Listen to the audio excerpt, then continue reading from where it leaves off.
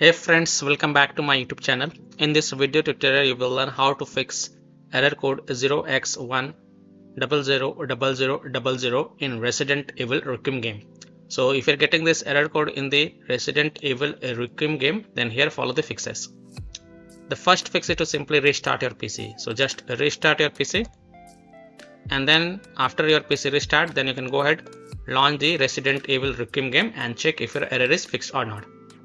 If not, then fix to is to clear download cache. So open Steam, click on this word Steam and then click on settings, then go to downloads, scroll down, and here you will see shader pre-caching. So if it is enabled, then disable it, and after disabling it, just click on clear cache next to clear download cache. So click on clear cache and then click on confirm. This will restart your Steam, and after your Steam restart, then you can go ahead and then launch the Resident Evil Requiem game and check if your problem is solved or not. Later you can enable this option. Now if still your error is not solved, then follow other fixes mentioned in this video.